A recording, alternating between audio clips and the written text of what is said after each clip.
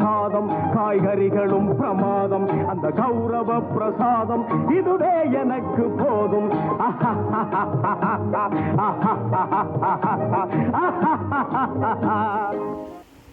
Hi friends, welcome to Ally's Darbar. இந்த நாள் இனிய நாளாக அமைய வாழ்த்துக்கள்.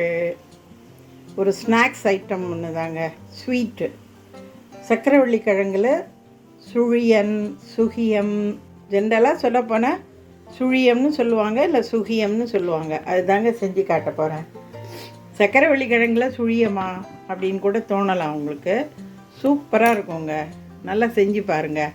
நான் சொல்கிற இதே இன்க்ரீடியன்ஸ் மெத்தடை பயன்படுத்தி நான் 1/2 கிலோ சக்கரவள்ளி கிழங்கு தோல் சீவி நல்லா வேக வச்சுருக்கேன். இதை நல்லா ஒரு பொட்டேட்டோ மெஷராலேயோ இல்லை மிக்சியில் விட்டு விப்பர் மோடுலேயோ நல்லா இதை கொஞ்சம் பேஸ்ட்டாக ஸ்மாஷ் பண்ணி வச்சுக்கோங்க. அளவை கரெக்டாக கவனிச்சுக்கோங்க.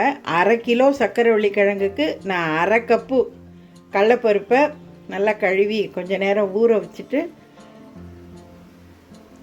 குக்கரில் பருப்பை விட கொஞ்சம் மேலே தண்ணி இருக்கிற மாதிரி வச்சு ஒரு 2-3 விசில் விட்டு வேக வச்சு எடுத்து வச்சுருக்கேங்க. இதையும் அப்படியே நம்ம மிக்சியில் அரைச்சிக்க போகிறோம். 1/2 கப்பு கடலைப்பருப்பு, 1/2 கப்பு தேங்காய், 1/2 கிலோ சக்கரவள்ளி கிழங்கு, அதுக்கு 1 கப்பு வெல்லங்க.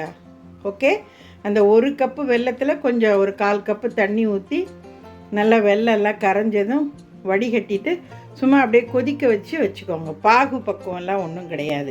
இப்போ இந்த சுழியை நம்ம ரெடி பண்ணதும் அதை மாவில் நினச்சி நம்ம எண்ணெயில் பொரிச்சு எடுக்கணும் இல்லையா? அதுக்கு 1/2 கப்பு பச்சரிசி, 1/2 கப்பு உளுந்து, அதை நல்லா கழுவி ஊற வச்சுருக்கேங்க. இப்போ இந்த அரிசி கிட்டத்தட்ட ஒரு 1 மணி நேரம் 1.5 மணி நேரம் நல்லா நம்ம ஒரு 2 மணி நேரம் கூட நல்லா ஊறலாம். ஊறுறதுக்குள்ளார இப்போ இதெல்லாம் நம்ம அரைச்சி சுழியனை எல்லாம் சேர்த்து நம்ம உருண்டையாக உருட்டி ரெடி பண்ணி வச்சுக்கிட்டு அப்புறம் இந்த மாவில் நினச்சி போடலாங்க.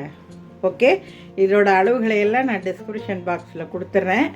நீங்கள் வீடியோவை ஸ்கிப் பண்ணாமல் கடைசி வரைக்கும் பார்த்து இதே மெத்தடில் நீங்கள் செஞ்சு சாப்பிடுங்க. சூப்பராக இருக்கும். நல்லா ஸ்கூல் விட்டு வர பசங்களுக்கு ஈவினிங் ஸ்நாக்ஸு, நம்மளே வீட்டில் ஏதாவது ஒரு ஸ்நாக்ஸ் சாப்பிட்ணும் போல் தோணுச்சுன்னா நம்மளே செஞ்சு சாப்பிட்லாங்க. நல்லா வரும், சூப்பராக. கடலைப்பருப்பு சேர்த்திங்கன்னா நல்ல ஒரு பைண்ட் ஓவராக உருட்டுறதுக்கு நல்லா வரும். அப்படிங்கிறதுனால தான் கடலைப்பருப்பு சேர்க்குறோம். உங்களுக்கு கடலைப்பருப்பு வேணான்னு நினச்சிங்கன்னா வெறும் சக்கரவள்ளி கிழங்கு வெள்ளைப்பாகையும் சேர்த்துக்கோங்க. அது உங்களுக்கு சுருட்டுறதுக்கு லேட்டாகும், சுருண்டு வர லேட்டாகும். இந்த கடலைப்பருப்பு சேர்த்து பைண்ட் ஓவராக இருந்தால் தான் உங்களுக்கு நல்ல சூப்பராக அந்த சுழியம் சைஸுக்கே நல்லா உங்களுக்கு உருட்டி மாவில் போட்டு எடுக்கிறதுக்கு வாட்டமாக இருக்குங்க. அதனால் என்னை பொறுத்த வரைக்கும் கடலைப்பருப்பு மஸ்ட்டு. இப்போ பாருங்கங்க, நான் உங்கள்கிட்ட சொன்ன மாதிரி அந்த சக்கரவள்ளி கிழங்கை மசிச்சுட்டு கடலைப்பருப்பை வேக வச்சு அதையும் மிக்சியில் விப்பர் மோடில் விட்டு அரைச்சி ரெண்டையும் ஒன்றா கலந்துட்டு 1 கப்பு வெல்லத்தை 1/2 கப்பு தண்ணி ஊற்றி பாகு வச்சு கரைஞ்சதும் வடிகட்டிட்டு அந்த வெள்ளை பாகுலேயே இந்த சக்கரவள்ளி கிழங்கையும் கடலைப்பருப்பையும் மசிச்சு வச்சதை சேர்த்துட்டு 1 டீஸ்பூன் உப்பு சேர்த்துட்டு ஏலக்காய் பவுடர் சேர்த்துட்டு இப்போ நான் அடுப்பில் வச்சு லோ ஃப்ளேமில் வச்சு இந்த மாதிரி சுருட்டிக்கிட்டு இருக்கேங்க. நான் அப்பப்போ இந்த மாதிரி கிழங்கெல்லாம் மசியாமல் இருந்ததுன்னா இந்த மாதிரி நல்லா கரண்டியால் அப்படியே ஓரமாக கொண்டு வந்து நல்லா தேய்ச்சி விட்டு இந்த கட்டியெல்லாம் நல்லா கரைச்சி விட்டுடுங்க. நமக்கு எவ்வளோ கிழங்கு நல்லா ஸ்மாஷ் ஆகி இருக்கோ அப்போ தான் நம்ம உருண்டும் போது நல்லா உருட்டிக்கிட்டு நம்ம சுழியனுக்கு எப்படி உருட்டுவோம் அதே மாதிரி வருங்க. தயவு செஞ்சு பக்கத்திலே இருந்து போக வர அப்பப்போ இந்த மாதிரி நல்லா அழகாக சுருட்டி எடுங்க. கொஞ்சம் நேரம் கழித்து நல்லா 1 டேபிள் ஸ்பூன் நெய்யை ஊற்றி நல்லா இந்த மாதிரி சுருட்டிங்கன்னா நல்லா வந்துடும். போட்டு கமர்கட்டு மாதிரி அப்படியே சுருட்டி எடுக்காதீங்க. ஓரளவு இந்த மாதிரி நீங்கள் அதை பாருங்க, இப்படி தள்ளும் போதே சட்டியில் ஒட்டாத ஒரு பதம் வரும். கொஞ்சம் தளர்த்தியாக இருக்கும் பொழுதே நீங்கள் அடுப்பை ஆஃப் பண்ணிவிட்டு ஆற விட்டிங்கன்னா நல்லா ஆறிடும். ஆறினதுக்கப்புறம் எடுத்து உருண்டுனீங்கன்னா நல்லா உருட்டை வரும். நான் அந்த பக்குவத்தை காட்டுறேன். இப்போ பாருங்கங்க, நல்லா ஒரு டேபிள் ஸ்பூன் நெய் ஊற்றிட்டு நல்லா இந்தமாரி ஒரு டாப்பில் கிளறி விட்டுட்ருக்கேன். நல்லா இந்த ஓரத்தில் இருக்கிறதெல்லாம் எல்லாம் நல்லா தேய்ச்சி விட்டு நல்லா பெரட்டி எடுத்துருங்க.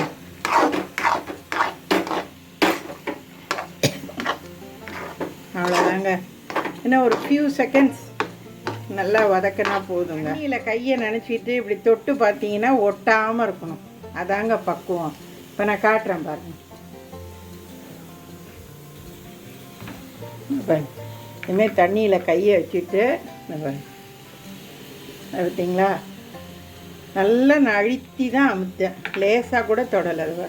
இன்னொரு தடவை தொட்டு காட்டாமல் என் கை சூடு பொடுக்கிற அளவுக்கு நல்லா கையால் அழுத்தி தான் நான் இது பண்ணியிருக்கேன். கையில் ஒட்டவே இல்லை பார்த்தீங்களா. இதுவும் ஒரு பக்குவம். இதை பாருங்கள், இப்போ வழித்து விடும்போதே அடியில் ஒட்டவே இல்லை பாருங்கள், வெறும் சட்டியாக தெரியுது பாருங்கள். அவ்வளோதாங்க. ஆஃப் பண்ணிவிடுங்க. ஆறுனதுக்கு அப்புறம் உருட்டுவோம் நம்ம. இப்போ பாருங்கங்க, சட்டியில் நல்லா ஒட்டாமல் சூப்பராக பரட்டி எடுத்தாச்சு பாருங்கள். ஜம்முன்னு இங்கே பாருங்கள், நல்லா தொட்டாலே சூப்பராக இருக்கு பாருங்கள். இங்கே பாருங்கள், உருண்டுனோம்னா நல்லா உருண்டை வருது பாருங்கள். இது சூடாக இருக்குங்க. நான் சும்மா ஓரமாக எடுத்து உருட்டுறேன். நல்லா உருட்டாக வருது பாருங்கள். அருமையான சூப்பரான ட்ரெடிஷ்னலான ஒரு ஸ்நாக்ஸுங்க, கிராமத்து பலகாரம் இதெல்லாம். இப்போ பாருங்கங்க, அது தட்டில் கொட்டி நல்லா ஆற வச்சுட்டேன். ரூம் டெம்பரேச்சருக்கு வந்துடுச்சு. இங்கே பாருங்கள், உருட்டினீங்கன்னா எவ்வளோ அழகாக நல்லா உருட்டாக வருது பாருங்கள். சூப்பராக கையிலையும் ஒட்டவே இல்லை பாருங்கள், பிசு பிசுன்னுட்டு. இதாங்க கரெக்டான பக்குவம். சூப்பராக இது உங்களுக்கு காட்டுறதுக்காக இப்போ நான் இதை வீடியோ எடுத்தேங்க. உங்களுக்கு எவ்வளோ தேவையோ தேவையான அளவு உருண்டி வச்சுக்கிட்டு மாவை ரெடி பண்ணி சுட்டுடுங்க. மிச்ச மாவு பூரணம் இருந்ததுன்னா ஒரு டப்பாவில் வச்சு ஃப்ரிட்ஜில் வச்சுக்கிட்டு உங்களுக்கு தேவையான நேரத்தில் கொஞ்சம் கொஞ்சமாக எடுத்து, இட்லி மாவு இருந்தால் கூட அதில் கூட நீங்கள் நினச்சி போடலாங்க. நீங்கள் சூப்பராக இருக்கும். கிட்டத்தட்ட ஒரு 15 to 20 days வரைக்கும் இந்த மாவு நல்லாவே இருக்குங்க ஃப்ரிட்ஜில் வச்சிட்டிங்கன்னா, ஜம்முன்னு கெட்டு போகாமல். ஓகே, இப்போ பாருங்கங்க, இந்த நல்ல அரிசியும் பருப்பும் ஊற வச்சுருந்தேன் இல்லையா, அதை நல்லா எவ்வளோ ஸ்மூத்தாக அரைக்க முடியுமோ அவ்வளோ ஸ்மூத்தாக அரைச்சிக்கோங்க. பாருங்க, மாவு இந்த அளவுக்கு இருக்கணும். ரொம்ப தண்ணியாகவும் இருக்கக்கூடாது, ரொம்ப கெட்டியாகவும் இருக்கக்கூடாது. ஓகே, நம்ம கைக்கே தெரியுங்க. நம்ம மாவில் கையை விட்டு நம்ம கரைக்கும்போது நம்ம கைக்கே தெரியும் தண்ணியாக இருக்கா கெட்டியாக இருக்கான்னுட்டு. நல்லா அனுபவப்பட்டவங்களுக்கு டக்குன்னு அதை கண்டுபிடிச்சிருவாங்க, மாவு தண்ணியாக இருக்குது கெட்டியாக இருக்குன்னுட்டு.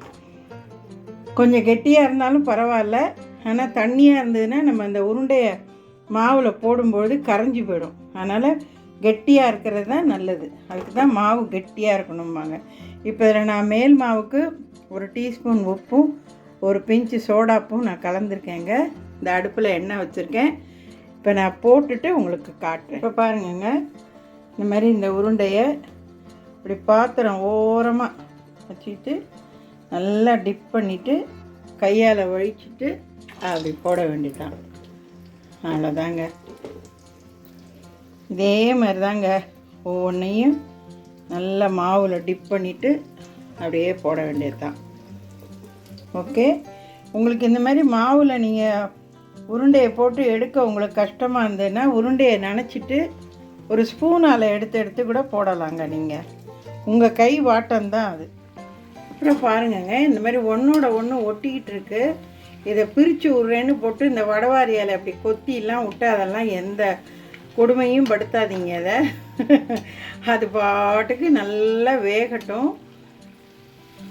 மெதுவாக அப்படி திருப்பி விடுங்க, பொறுமையாக செய்யுங்க. நம்ம உருண்டையை ரொம்ப டிஸ்டர்ப் பண்ணோன்னு சொன்னால் அது உள்ளே இருக்கிற அந்த பூரணமெல்லாம் பிரிஞ்சு எண்ணெயில் வந்து எண்ணெயை குட்டி ஜொராக போடுங்க. ஒன்றுமே நம்ம பொரிக்கவே முடியாது அதுக்கப்புறம். அதனால் இந்த மாதிரி வாலெல்லாம் அப்பப்போ எடுத்து இந்த மாதிரி போட்டுருங்க. பாருங்க, இன்னும் கொஞ்சம் கலர் டேர்ன் ஆகணும். இதுமாரி பொறுமையாக திருப்பி போட்டு எடுங்குங்க. இப்போ பாருங்கங்க, அழகாக ஜம்முன்னு வருதுங்க. நல்லா நான் பாருங்கள் கொஞ்சம் மீடியம் ஃப்ளேமாக தான் வச்சு சுட்டுட்ருக்கேன். நான் மெதுவாக பெரட்டி விடுங்க. ஓகே, பாருங்கள் எவ்வளோ பிரமாதமாக வந்துருக்கு பாருங்கள். இந்த கலர் பாருங்கள், இந்த கோல்டன் ப்ரௌன் கலர்ன்றது அதே மாதிரி இருக்கு பாருங்கள், கொஞ்சம் கூட வித்தியாசம் இல்லாமல்.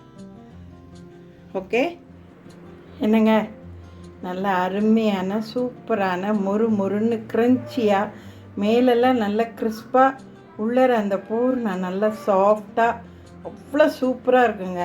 நான் பொரிக்கும் போதே 2-3 சாப்பிட்டுட்டேங்க. நான் செம்ம டேஸ்ட்டாக இருக்குங்க. சக்கரவள்ளி கிழங்குன்னு நீங்கள் சொன்னாதாங்க தெரியும், இல்லைன்னா சாதாரண நம்ம ரெகுலராக பண்ணுற சுழியம் மாதிரி தாங்க இருக்குது. ரொம்ப டாப்பாக இருக்குங்க. நல்லா நான் சொன்ன மாதிரி என்னுடைய மெத்தடை நீங்கள் ஃபாலோ பண்ணி இதே மாதிரி இதே இன்க்ரீடியன்ஸில் இதே அளவுகளில் நீங்கள் செஞ்சு பாருங்கங்க. சூப்பராக இருக்குங்க. நல்லா என் சேனலை சப்ஸ்கிரைப் பண்ணுங்கள், லைக் பண்ணுங்கள், ஷேர் பண்ணுங்கள், கமெண்ட் பண்ணுங்கள், ஆல் பெல் சிம்பிளை கிளிக் பண்ணிக்கோங்க. என்னோடய எல்லா வீடியோ நோட்டிஃபிகேஷனும் உங்களுக்கு உடனே நோட்டிஃபிகேஷன் சிம்பிளோடு வந்துடுங்க. எனக்கு நல்லா சப்போர்ட் பண்ணுங்கங்க. இந்த வீடியோவை நீங்கள் சேவ் பண்ணி வச்சுக்கிட்டு உங்களுக்கு எப்போ தேவைப்படுதோ அப்போல்லாம் இதே மெத்தடில் நீங்கள் செஞ்சு சாப்பிட்டு பார்த்து உங்கள் ஃபீட்பேக்கை சேனலில் கமெண்ட்டில் போஸ்ட் பண்ணுங்கங்க. எனக்கு அது ரொம்ப சந்தோஷமாக இருக்கும். வாழ்த்துக்கள்ங்க. வாழ்க வளமுடன். அடுத்த ஒரு சூப்பரான ஸ்வீட் ரெசிப்பியில் உங்களை நான் சந்திக்கிறேன். Have it Emmy. See you next. Bye-bye.